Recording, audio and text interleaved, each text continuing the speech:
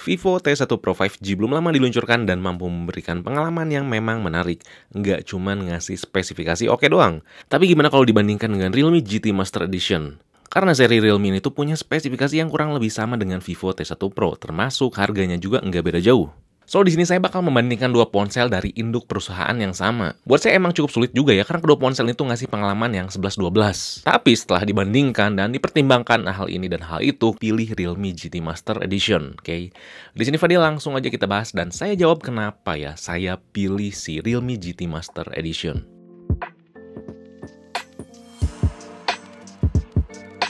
Yang pertama tuh desain dengan kenyamanan tersendiri. Untuk urusan look overall tentu saja ya lebih suka Realme GT Master.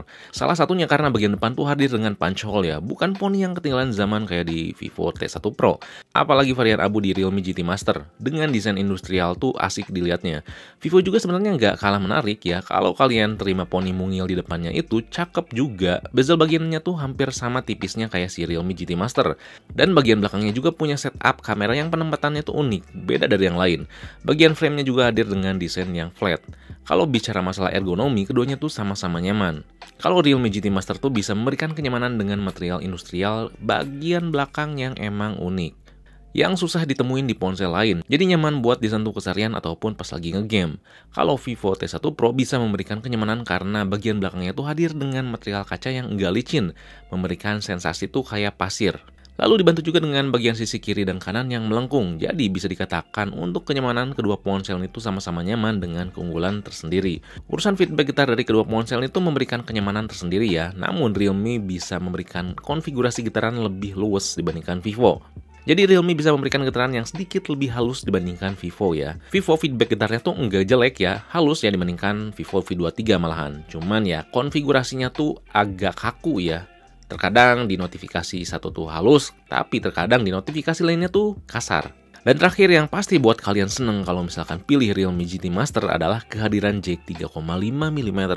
Ini tuh bantu banget ya kalau kalian masih sangat membutuhkan lubang untuk mendengarkan musik ya, ketimbang menggunakan sebuah dongle atau TWS. Tapi ada kelebihan tersendiri ya di Vivo T1 Pro karena nggak punya jack 3,5 mm. Yang nanti kita bahas lebih lanjut di poin yang lain. Lalu kedua ponsel itu nggak punya micro SD ya, jadi kalian tuh harus cukup dengan konfigurasi penyimpanan yang ada di kedua ponsel ini. Kalau Vivo cuma 128 GB ya untuk saat ini, tapi kalau misalkan si Realme GT Master ada 256 GB. Yang kedua tuh layarnya yang sama bagus. Untuk sektor layar keduanya tuh sama-sama pakai panel AMOLED. Namun banyak yang nyayangin ya Vivo karena refresh rate-nya tuh mentok di 90Hz. Padahal antara 90 dan 120 tuh nggak kerasa beda jauh kalau dilihat dengan mata telanjang. Jadi untuk urusan refresh rate yang berbeda di antara kedua ponsel itu nggak usah diambil pusing karena sama-sama mulus dan sama-sama nyaman digunakan. Untuk urusan keakuratan warna juga jangan dipermasalahkan karena kedua ponsel itu punya DCI P3 sampai 100%. Jadi kalau misalkan dilihat dari sektor layarnya aja, memang Realme GT Master lebih oke sih. Karena desain layarnya tuh lebih enak dilihat ya dibandingkan Vivo yang ada poninya. Jadi kebantu dengan faktor eksternal, lebih tepatnya masalah desain. Bukan karena refresh rate ya. Nah, tapi si Vivo tuh punya kelebihan tersendiri, yaitu sektor speaker yang lebih mendukung penggunaan layar lebih nyaman dibandingkan Realme. Keduanya tuh emang punya speaker mono ya, tapi konfigurasi speaker di Vivo tuh lebih kerasa nendang dan renyah. Ingat ya, speaker enak didengar tuh bukan semata-mata stereo atau mono, karena ya itu tuh cuman masalah dibagi dua arah atau satu arah aja. Nah, output yang dihasilkan di Vivo tuh selain lebih enak didengar, juga memiliki output yang lebih kencang ya, karena memiliki fitur audio booster. Dan ada fitur Super Audio Resolution yang bisa meningkatkan kualitas audio dari musik ataupun video yang kualitasnya tuh jelek menjadi lebih baik. Secara teori Realme GT Master tuh memberikan kecerahan lebih cerah 300 nits ya. Namun secara penggunaan ya sama aja. Toh jarang banget sih saya pakai layar jenis AMOLED tapi kecerahannya tuh maksimal banget. Masalah sensitivitas layar penggunaan sehari-hari tuh kerasa sama juga ya, tapi masalah gaming sedikit berbeda. Nanti dibahas di section gaming lebih lanjut. Yang nomor 3 dulu adalah fitur yang sama lengkapnya. Kedua ponsel itu sekarang berbasis Android 12 ya, tapi Realme GT Master beranjak dari Android 11. Jadi Realme GT Master tuh menyisakan satu kali major update Android, yaitu mentok di Android 13. Sedangkan Vivo T1 Pro masih mendapatkan Android 14 ya, karena si base Androidnya masih 12. Tapi tenang aja ya, karena Realme itu sama dengan Xiaomi mengizinkan ya ponselnya tuh buat dioprek ya, kayak custom ROM, routing, ganti kernel dan sebagainya. Jadi kalau misalkan Realme GT Master tuh kedepannya kalau misalkan kalian suka ngoprek, nah bisa mendapatkan Android yang lebih tinggi. Ya, asal mau ngoprek gitu. Jadi udah jelas ya, kalau misalkan kalian tuh doyan ngoprek banget ya, kalian wajib pilih Realme GT Master. Kalau Vivo tuh sama kayak Oppo ya, mereka tuh nggak bagiin kernelnya ke para developer buat diulik ya. Jadi si para developer tuh nggak bisa ya ngerut atau custom ROM dan sebagainya. Termasuk ya Vivo tuh nggak bisa di-unlock bootloadernya. Jadi ya kita tuh cuma bisa pakai apa adanya, nggak kayak Realme ataupun Xiaomi atau ponsel lainnya. Tapi tenang aja ya, untuk masalah fitur tuh sama lengkapnya, mulai dari kustomisasi sampai fitur utilitas. Kayak buat ngunci aplikasi, ganti tema, ganti tombol navigasi, buat nge-cloning aplikasi ada dan masih banyak lagi. Kecuali yang berbeda tuh di sektor always on display. Vivo cuma nampilin 4 jenis notifikasi aja, itu pun aplikasi tertentu, nggak bisa bebas pilih. Kalau Realme itu lebih bebas ya, karena kita bisa nampilin berbagai jenis notifikasi aplikasi tanpa batas. Jadi, lebih ngebantu kita buat ngecek notifikasi tanpa buka ponsel. Nah, untuk fitur hardware-nya ada sedikit perbedaan di keduanya. Keduanya tuh memang ya punya fitur NFC, terus Bluetooth-nya juga udah versi 5.2 yang punya konsumsi dayanya tuh irit. Tapi untuk Wi-Fi, Vivo tuh masih versi 5, sedangkan Realme sudah versi 6, yang mengartikan si Realme itu bisa memberikan kinerja Wi-Fi yang lebih cepat. Kalau misalkan band 5G-nya sih sama-sama lengkap ya, kedua ponsel ini bisa nge-cover provider 5G di Indonesia saat ini. Keduanya juga punya sistem cooling yang katanya baik. Nah, sistem pendingin dan experience-nya tuh gimana? Kita bahas di poin berikutnya. Yap, nomor 4 tuh sama-sama adem. Dengan spesifikasi yang secara kertas tuh sama, lalu fiturnya juga ya sama-sama lengkap, jadi kalau misalkan dipakai keseharian tuh ya kerasa nggak ada bedanya. Sama-sama nyaman, sama-sama lancar, dan sama-sama adem suhunya. Nah, tapi untuk experience ini saya lebih suka di Realme dengan Realme UI-nya. Karena Realme UI itu setiap UI dan setiap fitur yang ada ditempatkan di tempat yang tepat dan nggak acak-acakan. Contohnya sesimpel buat ngatur personalisasi. Realme itu masalah personalisasi diatur di satu tempat ya, mudah buat dilihat dan mudah untuk dipahami buat orang awam. Sedangkan FunTouch OS di Vivo tuh emang kerasa lengkap ya, udah kerasa solid juga dan minimalis, namun masih kerasa banget kaku. Jadi di Realme software yang ada tuh menempatkan berbagai fitur lebih terpadu dengan UI yang ada sehingga lebih terasa harmonis. Lalu main game ya 1 jam lebih, keduanya tuh mampu memberikan FPS yang cukup stabil pas main PUBG dan Genshin Impact. Tapi Vivo di sini ada kelebihan tersendiri. Sistem pendingin Vivo tuh lebih meluas ya saat melepas panas. Jadi terasa panasnya tuh tidak di satu titik, tapi merata. Sedangkan Realme panasnya tuh kerasa di satu tempat aja, lebih tepatnya ada di sekitar kamera, sehingga Realme tuh lebih kerasa panas padahal enggak gitu. Karena bermain gamenya tuh sama-sama nyaman, FPS-nya juga oke dan stabil juga. Kurang lebih suhu tertinggi itu kedua ponsel ini ada di kisaran 42 derajat Celcius. Saat bermain game, Vivo juga memiliki kelebihan di sektor daya tahan baterai. Vivo memiliki kapasitas yang lebih besar ya baterainya karena nggak punya jack 3,5 mm. Sehingga pas main PUBG selama 1 jam, Vivo hanya menghabiskan baterai 14%, dan sedangkan Realme main 1 jam tuh PUBG habis baterainya 20%. Tentu Realme juga di sini memiliki kelebihan ya, lebih tepatnya di sektor sensitivitas layar. Realme sedikit lebih sensitif dibandingkan Vivo. Lalu kelebihan lainnya adalah manajemen suhu saat pengisian daya. Si Realme itu lebih adem, sedangkan Vivo lebih cepat naik suhunya ya saat dilakukan pengisian daya. Padahal sistem pengisian daya di kedua ponsel itu sama-sama cepat gitu. Kalau misalkan Realme 65 watt dan Vivo 66 watt.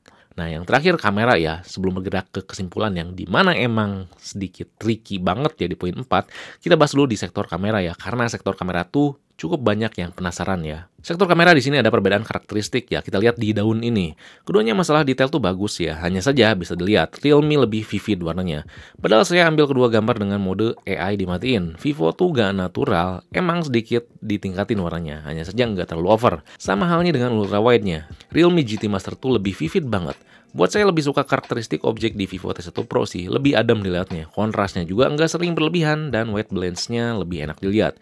Tapi untuk dynamic range, Realme GT Master lebih ngigit. Warna langit lebih nyaman dilihat termasuk jika backlight. Antara objek di depan dan latar tuh lebih seimbang pencahayaannya. Sedangkan Vivo jatuhnya jadi kusem dan latar tuh jadi overexpose. Lalu kalau misalkan ngambil objek dengan skenario optimal, Realme itu kembali mengambil gambar menjadi vivid. Sedangkan Vivo sedikit jadi agak pucet sih walaupun nggak vivid. Ini kembali ke preferensi kita gimana ya. Hanya saja kalau misalkan kita pilih Vivo, buat post editing tuh lebih enak karena warnanya tuh belum matang. Jadi kalau misalkan kondisi optimal, saya lebih suka Vivo karena mampu mengambil gambar gak terlalu vivid dengan catatan saya harus terima si dynamic range-nya tuh nggak ngigit kayak Realme. Tapi kalau misalkan kondisi malam, nah ini beda cerita. Si ultrawide-nya emang masih lebih baik Vivo ya, bisa mengambil objek lebih cerah. Namun kalau misalkan lensa utama, baik mode auto atau mode malam, komposisi yang diambil tuh lebih dapat si Realme, lebih terang. dan lebih detail juga. Selain itu, noise di Realme itu lebih minim dan bisa menghasilkan objek sekumpulan tulisan di buku ini lebih jelas di Realme. Termasuk jika indoor low light ya, Realme masih bisa mengambil gambar lebih terang dengan detail yang lebih baik. Untuk selfie tentu aja ya, Vivo menang lah. Realme tuh kelihatan banget diperhalus ya, padahal mode cantik udah mati. Kayak gak banget lah lihat kulit dihalusin kayak gini tuh. Termasuk kalau mode malam ya, Realme selfie-nya tuh susah fokus. Kalau misalkan sektor video, kamera belakang lebih harmonis komposisi di Vivo. Karena di Realme itu kontrasnya tuh kadang terlalu tinggi untuk masalah kestabilan, detail, dynamic range, dan aspek lainnya tuh ya 11-12. Terkecuali di selfie video kamera depan, Realme lebih stabil. Warna dan detailnya juga lebih enak lihatnya di Realme. Vivo tuh kelihatan banget lebih ditajemin secara software dan warna kulit tuh terkesan pucat banget. Sedangkan warna kulit di Realme itu lebih adem ya dilihatnya, lumayan natural, nggak kayak fotonya. Saat tetap ambil gambar yang cukup cerah sih, mukanya cuman ya tetap overexpose di bagian tengah. Dan kalau misalkan dipakai jalan standar.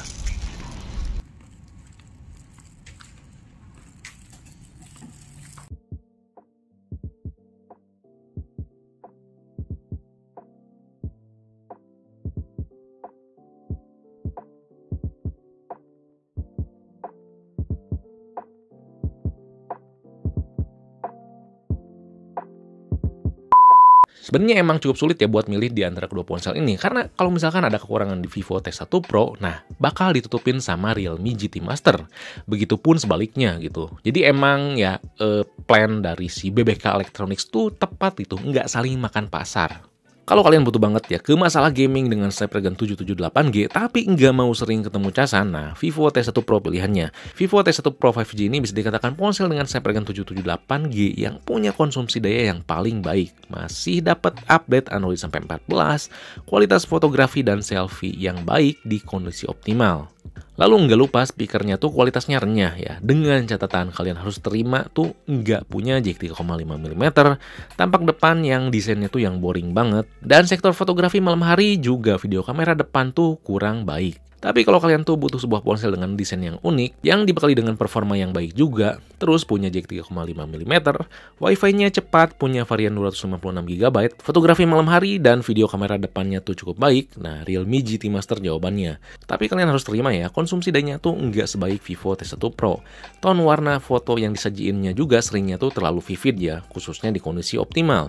Dan ponselnya itu hanya tersisa satu kali update major Android ya. Kalau misalkan mau lebih, kalian harus ribet ngoprek. Kalau misalkan masalah game overall, jangan khawatir ya. Kedua ponsel itu bisa memberikan performa yang kencang, tapi tetap terjaga suhunya ya. Karena sistem coolingnya yang sama-sama baik. Dengan catatan ya, kelebihan dan kekurangan yang tadi kita udah bahas. Nah, buat kami itu tetap ya, pilih Realme GT Master karena ada 3 alasan kuat. Yang pertama karena softwarenya, si Realme UI-nya. Si Realme UI itu ya sama kayak ColorOS, di mana si Realme UI ini tuh bisa mengeksekusi spesifikasi dan fitur yang ada tuh dengan baik ya, dibandingkan Vantage OS yang kata saya tadi tuh masih sangat kaku.